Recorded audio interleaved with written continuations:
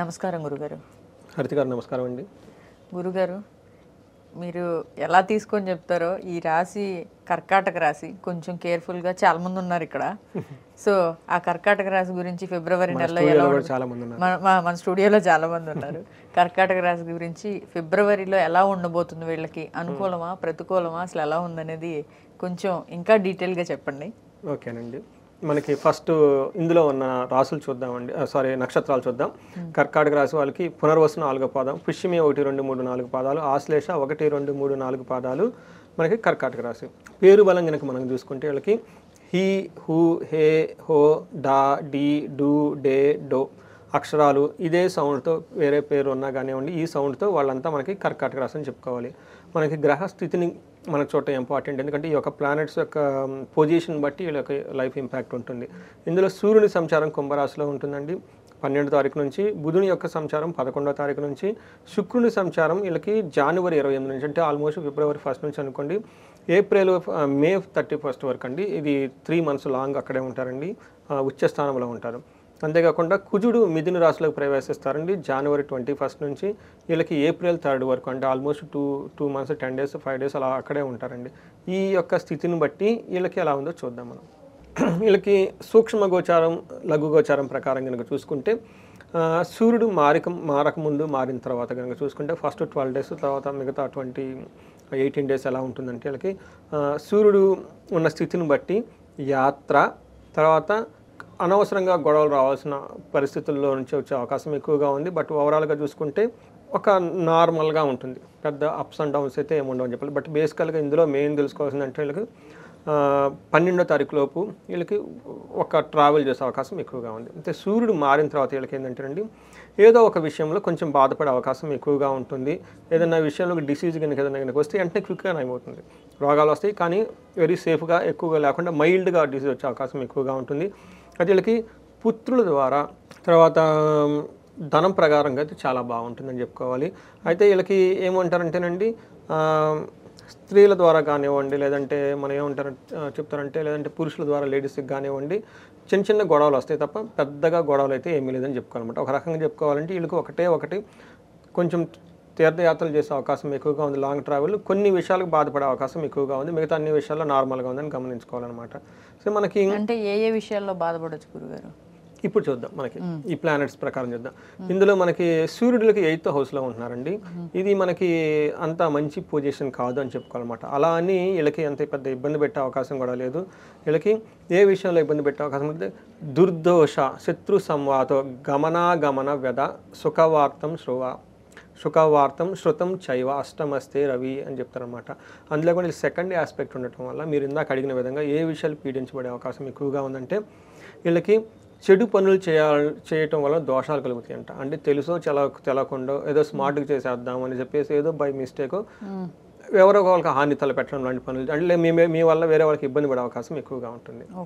తర్వాత ఏమంటారంటే శత్రువులతో వైరం, అనవసరంగా శత్రువుల దగ్గర పోయేసి గొడవలు పెట్టుకునే అవకాశం ఎక్కువగా ఉంటుంది. వాళ్ళని వదిలేయటం చాలా మంచిది. ఇది మోస్ట్ ఇంపార్టెంట్. గమన వ్యధ అంటే ఇందులో ప్రయాణాలు కనుక చేస్తే ఆ ప్రయాణాల్లో ఇబ్బందులు వస్తాయి.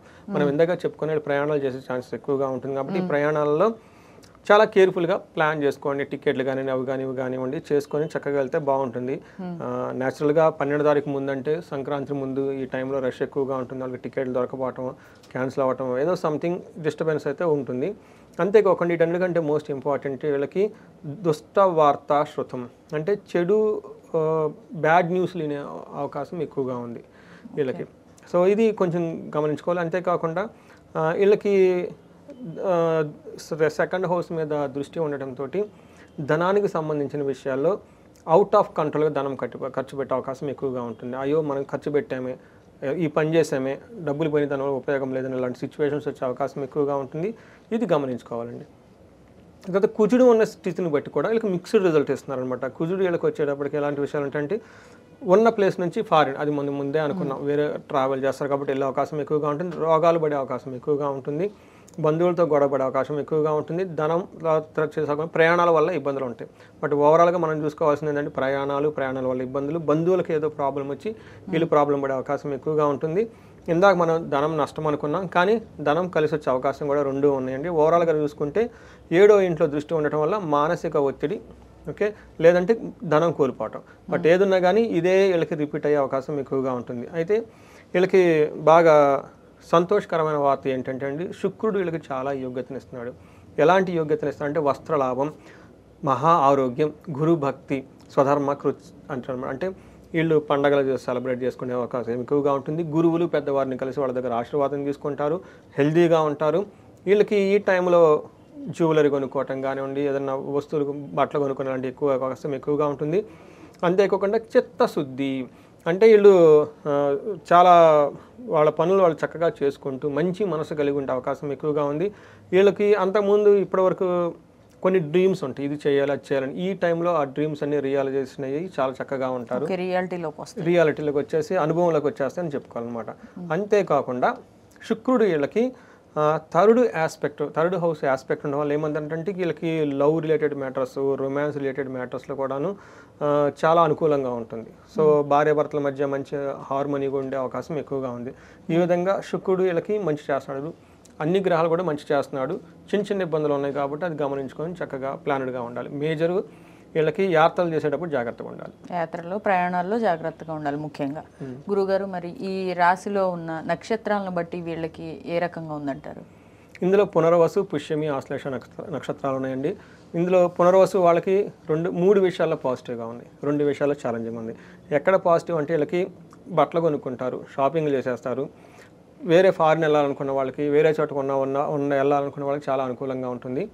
అధికారం వచ్చే అవకాశం ఉంది, రాజ్య లాభం అని చెప్తారు. ఇది చాలా చక్కటి మంచిది. అయితే 2 విషయాల్లో ఛాలెంజెస్ అంటే, ఒకటి ఫైనాన్షియల్ ప్రాబ్లం, మూడోది ఏదో ఒక విషయంలో మరణం తుల్యానికి సంబంధించిన ఒక వార్త వినటము, లేదంటే ఒక క్రైసిస్లో పడే అవకాశం కూడా ఉంది. అది కూడా పర్టికులర్గా బంధువులు రిలేటెడ్ ఎక్కువగా ఉంటుంది. తర్వాత పుష్యమి నక్షత్రం వాళ్ళకి 4 విషయాల్లో పాజిటివ్ ఉంది, ఒక ఛాలెంజ్ ఉంది వాళ్ళకి. పుష్యమి నక్షత్రం వాళ్ళకి కనుక చూసుకుంటే, ఫస్ట్ విదేశాగమనం, ఫారిన్ వెళ్ళాలనుకున్న వాళ్ళకి చాలా చాలా బాగుంటుంది. రెండోది రాజ్యలాభం, ఈ టైంలో వీళ్ళకి ప్రమోషన్స్ రావటం కానివ్వండి, ఒక మంచి అప్రిషియేషన్ రావటం కానివ్వండి, కెరియర్లో చాలా బాగుంటుంది. తర్వాత ఉన్న ప్లేస్ నుంచి దూరంగా వెళ్ళి ఉండే అవకాశం ఎక్కువగా ఉంటుంది. షాపింగ్లు అవన్నీ చేసేసి మంచి వాళ్ళకి కావాల్సిన జ్యువెలరీ వస్తువులు కొనుక్కునే అవకాశం ఎక్కువగా ఉంది. ఒకటి పుష్యమి నక్షత్రం వాళ్ళకి ఛాలెంజ్ ఏంటంటే ఫైనాన్షియల్ క్రైసిస్ పడే అవకాశం ఎక్కువగా ఉంది. అనవసరంగా డబ్బు ఖర్చు పెట్టేసి అయ్యో డబ్బులు పోయినాయే అని ఫీల్ అయ్యే సిచ్యువేషన్స్ అయితే ఎక్కువగా ఉంటుంది. ఆశ్లేష నక్షత్రం వాళ్ళకి ఒకటి నెగిటివ్ పాయింట్, మిగతా అన్న పాజిటివ్గా ఉంటుంది. ఎక్కడ పాజిటివ్ అంటే వస్త్రలాభం ఉంటుంది, ప్రమోషన్స్ వచ్చే అవకాశం ఎక్కువగా ఉంటుంది. ఫారిన్ వెళ్ళాలనుకున్న వాళ్ళకి, లాంగ్ డిస్టెన్స్ చేయాలనుకున్న వాళ్ళకి చాలా చాలా అనుకూలంగా ఉంటుంది. తర్వాత ఆశ్లేష నక్షత్రం వాళ్ళకి ఫైనాన్షియల్గా ఇబ్బంది పడే అవకాశం ఎక్కువగా ఉందండి. సో ఇవన్నీ గమనించుకొని చక్కగా ప్లాన్ చేసుకోవచ్చు.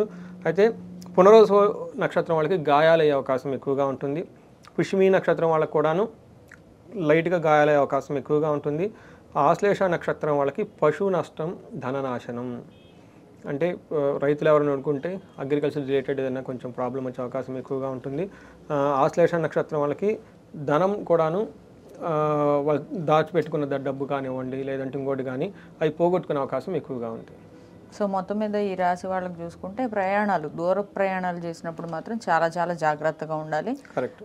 కొన్ని విషయాల్లో మిశ్రమంగా ఉన్నప్పటికీ కూడా కొంచెం జాగ్రత్తగా ఉండాలి డబ్బు ఖర్చు పెట్టే విషయంలో, మెయిన్ ధనం విషయంలో. సో మానసిక ఒత్తిడి అని చెప్పారు కదా గురుగారు, మరి మానసిక ఒత్తిడిని అధిగమించడానికి పరిహార మార్గాలు చెప్తారా? ఒకటి వీళ్ళకి ఫైనాన్షియల్ క్రైసిస్ బాగా చూపిస్తుందండి. మీరు కనుక గమనించుకుంటే ప్రతి నక్షత్రం వాళ్ళకి ఈ ఫైనాన్షియల్ క్రైసిస్ నుంచి పోవటానికంటే వీళ్ళు లక్ష్మీనారాయణని బాగా ప్రార్థించాలి, ధ్యానం చేసుకోవాలి, వెంకటేశ్వర స్వామి గుడిని విజిట్ చేసుకోవాలి. ఎక్కడెక్కడ లక్ష్మీ ఉందో లక్ష్మీ గణపతిని ఇలా విజిట్ చేసుకుంటూ ఉంటే బాగుంటుంది. శుక్రవారాలు చేస్తే చాలా బాగా కలిసి వస్తుంది. కొంచెం ఏదైనా గుడికండి ఫస్ట్ అది చేయాలి. శుక్రవారాల పూట నియమం కూడా, అది సింపుల్గా చేయాల్సిన పని. చదవగలిగిన వాళ్ళు కనకదార స్తోత్రం, శ్రీ సూక్తం చదువుకుంటే చాలా చాలా కలిసి వచ్చేస్తుంది. కొంతమంది ఏంటంటే చాలా బిజీగా ఉంటారు, బాగా కోట్లలోనో లక్షల్లోనో ఎక్కడో బిజినెస్లో లాక్ అయిపోయి ఉంటారు.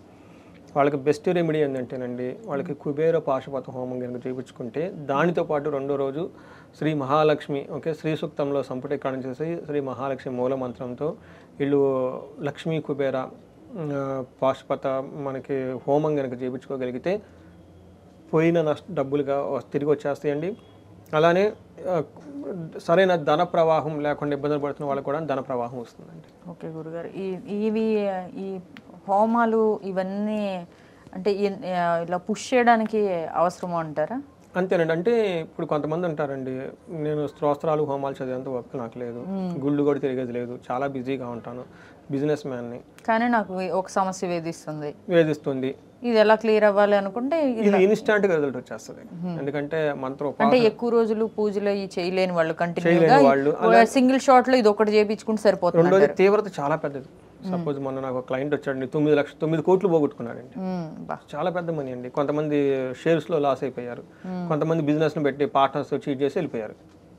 ఇలాంటి విషయాలన్నీ అవి అంత తొందరగా వచ్చాయి కాదండి. అంటే ఒక్కొక్కదానికి ఒక్కొక్క విశిష్టత ఉంటుంది. మంత్రానికి ఉండే శక్తి మంత్రానికి, లేకపోతే దేవాలయాన్ని విజిట్ చేసుకుంటాయి దేవాలయానికి. ఏమవుతుందంటే అండి, ఇవి పెద్దదైనప్పుడు అన్నీ ఒకేసారి చేయాలి. ఎప్పుడైతే మనకి మహర్షులు ఈ ఇవన్నీ అందులో ఉన్నాయండి, హోమాలు యజ్ఞాలు. అంటే లైక్ మనకి ఏదైనా హెల్త్ బాగోలేదు అనుకోండి, పెద్ద ఆపరేషన్ పడిందంటే ఆపరేషన్ చేయాలన్నట్టుగా ఇవి చేసుకోవాలి. ఇవి క్రైసిస్ మేనేజ్మెంట్. ఇవి మనకి 3 to 6 monthsలో రిజల్ట్ వచ్చేస్తాయి.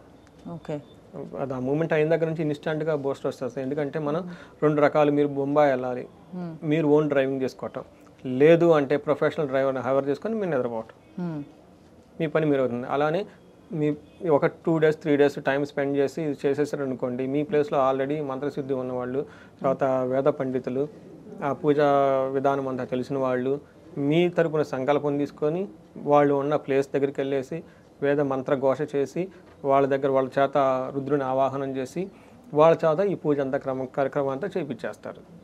రైట్ గురుగారు, చాలా అంటే ఇప్పటిదాకా కొంచెం ఏదో సందేహం ఎక్కడో ఈ హోమాలు అవన్నీ వర్కౌట్ అవుతాయా అని అనిపించేది. కానీ ఇప్పుడు మీరు చెప్పిన తర్వాత ఓకే, పెద్ద ఉన్న వాళ్ళు ఇవి చెయ్యక తప్పదు, చేసుకుంటే బాగుంటుంది వాళ్ళకి ఫర్దర్గా. సో థ్యాంక్ యూ గురుగారు. ధన్యవాదాలండి.